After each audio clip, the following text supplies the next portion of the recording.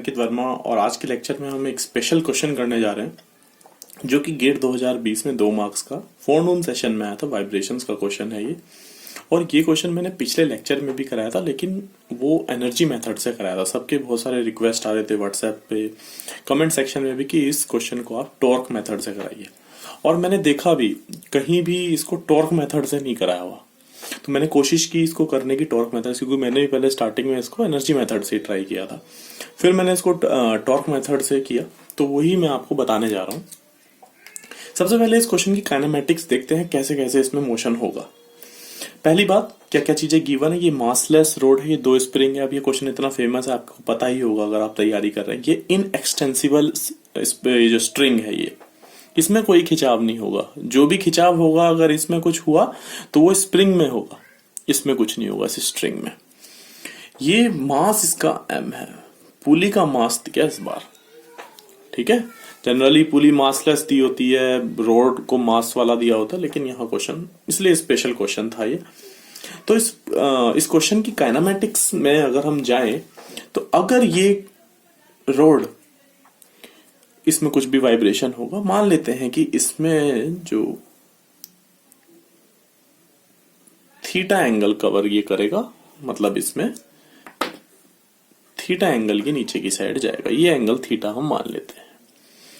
दूसरी सबसे इंपॉर्टेंट बात, क्योंकि हमें अगर टॉर्क मेथड से निकालते हैं तो हमें ये आर्क या इस स्प्रिंग का फोर्स तो चाहिए ही होता है।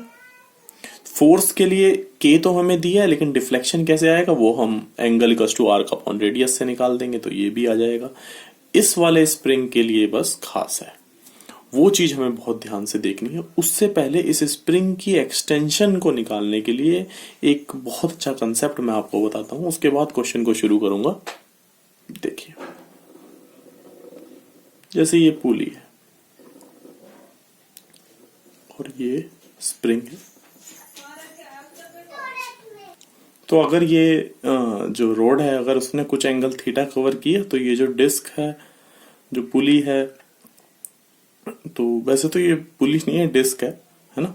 तो इसका मान लेते हैं कि ये जो सेंटर ऑफ मास जो यहाँ पर बी था, ये थोड़ा सा अब ये इस तरह से मूव कर गया है, जिसमें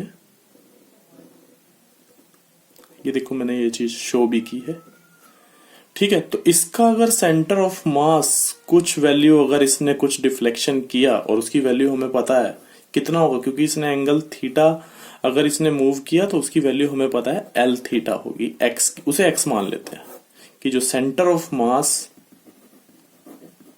डिस्क है उसका मूवमेंट हम एक्स मान लेते हैं, जिसकी वैल्यू क्या हो जाएगी एल थीटा। ये तो कोई दिक्कत वाली बात नहीं है, क्योंकि उसने एंगल थीटा कवर किया है। लेकिन इस स्प्रिंग में एल थीटा डिफ्लेक्शन नहीं है। क्यों? क्योंकि ये स्प्रिंग, ये जो स्ट्रिंग है, स्ट्रिंग, ये जो रस्सी है, इसमें कोई एक्सटेंशन नहीं होगा। तो ये जो इधर की साइड का जो खिंचाव, इधर की साइड भी तो खिंची है ये, और इधर की साइड भी खिंची है, तो दोनों तरफ से इसमें डिफ्लेक्शन, मतलब इसमें खिंचाव आया है। ये तो खिंचा नहीं है, तो सारा का सारा खिंचाव किस में आया? वो स्प्रिंग में आया है। तो इसकी वैल्यू ये x है, तो इधर भी x है, तो कितना आ गया डिफ्लेक्शन? 2x आ गया। तो इसकी वैल्यू इसलिए 2l थीटा आएगी हमारे पास, जो टोटल डिफ्लेक्शन आया। टोटल डिफ्लेक्शन आया हमारे पास, जो जिसकी स्टिफनेस k दी हुई है। इसको पहला स्प्रिंग मान लेते हैं ना, इसको दूसरा स्प्रिंग मान लेते हैं।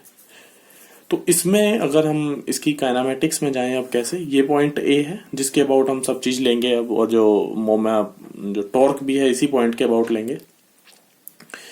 ये जो पॉइंट है, क्योंकि ये नीचे की साइड खींचेगा तो फोर्स ऊपर की साइड लगेगी के, और इसका डिफ्लेक्शन कितना हुआ? 2l into theta. Clear? Next, ये वाला जो स्प्रिंग है ये नीचे की साइड दब रहा है, तो फोर्स इसमें भी ऊपर की साइड ही लगेगी, है ना। और ये जो क्योंकि आपका जो डिफ्लेक्शन हो रहा है, तो ये वाली वैल्यू किसके होगी? क्योंकि आपने थीटा इधर की साइड मूवमेंट किया है, तो आई इंटू अल्फा अपोजिट साइड होगा, है ना। और ये वाला फोर्स कितना होगा? 2k, और इसका डिफ्लेक्शन कितना होगा? ये वाली वैल्यू, और ये angle equals to arc upon radius है, L/2 इंटू थीटा हो जाएगा। ये सिर्फ डिफ्लेक्शन दिखाया मैंने, बल्कि ये क्या, अगर इसको इससे मल्टीप्लाई कर रहा हूं तो सिर्फ फोर्स आ रहा है। क्या आ रहा है? फोर्स आ रहा है। लेकिन अगर मेरे को टॉर्क दिखाना होगा तो वो मैं अभी मल्टीप्लाई करके दिखाऊंगा। जैसे कि ये तो फोर्स आ गया, और टॉर्क के लिए किससे मल्टीप्लाई होगा? L/2 से ही मल्टीप्लाई होगा। क्लियर? इस वाले के लिए फोर्स तो इस लाइन के अबाउट लग रहा है, इस लाइन के अबाउट, ध्यान से देखिए। तो इसका डिस्टेंस हम A पॉइंट से ले रहे हैं, तो ये तो L है प्लस R। और यहां पर क्वेश्चन में एक और चीज गिवन है, R की वैल्यू जो कितनी है? L/4 है। R की वैल्यू कितनी है? L/4 है। तो ये वाली वैल्यू कितनी आ गई? L/4 है। तो L प्लस L/4, तो यानी कि इसका डिस्टेंस कितना आ गया?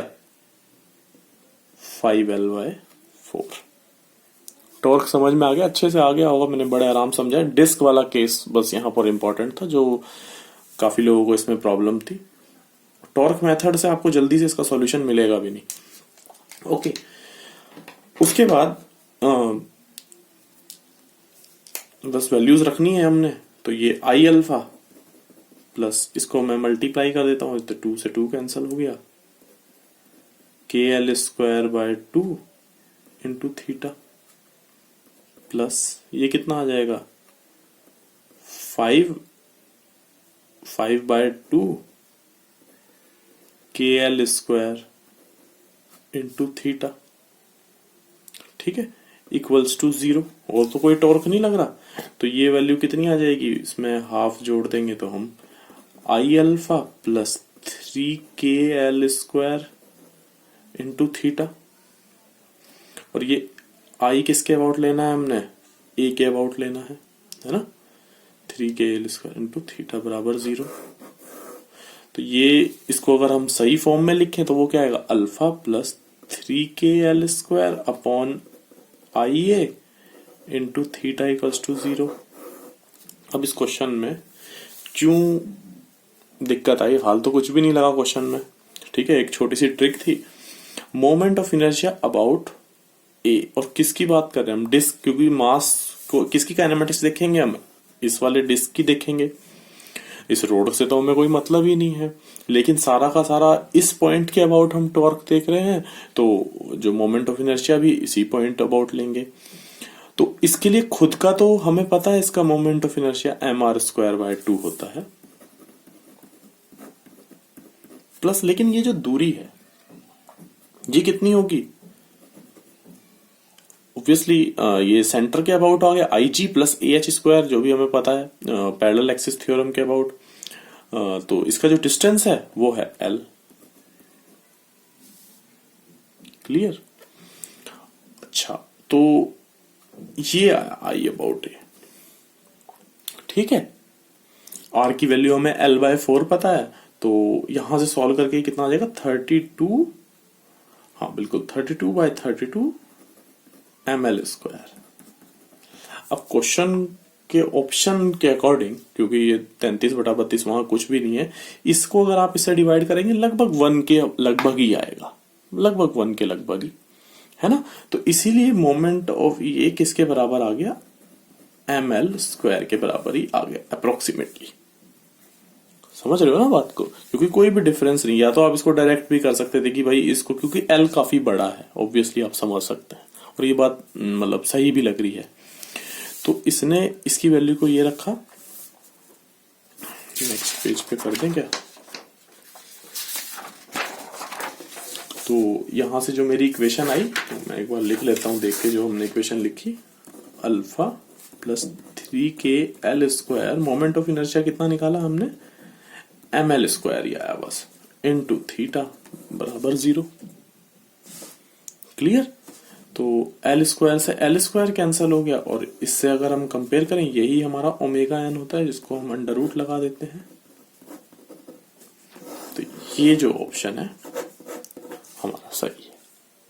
ओके, नेक्स्ट चीज इसमें जो इंपॉर्टेंट थी चीज समझने की, वो यही है कि इस वाले स्प्रिंग का भाई डिफ्लेक्शन बताओ क्या होगा। बाकी तो कुछ था ही नहीं। और ये कैसे पता लगा? इसका सेंटर ऑफ मास कितना मूव किया। मैंने ये क्वेश्चन एनर्जी मेथड से, आई थिंक वो काफी लेंथी भी था, है ना, लेंथी पढ़ रहा था। टॉर्क मेथड हमेशा शॉर्ट रहता है। तो लेक्चर आपको कैसा लगा प्लीज कमेंट करके बताएं। क्वेश्चन का सॉल्यूशन मैंने कोशिश की है कि आसान से आसान तरीके से बताया जाए। ओके, मैक्सिमम आप देखना, मैं कोई ऐसे जान के बड़ाई नहीं कर रहा हूँ, आपको जनरली ये एनर्जी मेथड से ही मिलेगा। ओके, टॉर्क मेथड से काफी इजीली हमने स्कोर और बहुत अच्छी सी चीज सीखने को मिली हमें यहाँ पर। और ये भी चीज पता लगी, कई बार आपको ये मोमेंट ऑफ इनर्शिया भी कई बार अजम्पशन मानना पड़ता है, कई बार आंसर के अकॉर्डिंग। ओके, तो प्लीज ज्यादा से ज्यादा लेक्चर को शेयर करें, अपने दोस्तों को रिकमेंड करें। Thank you.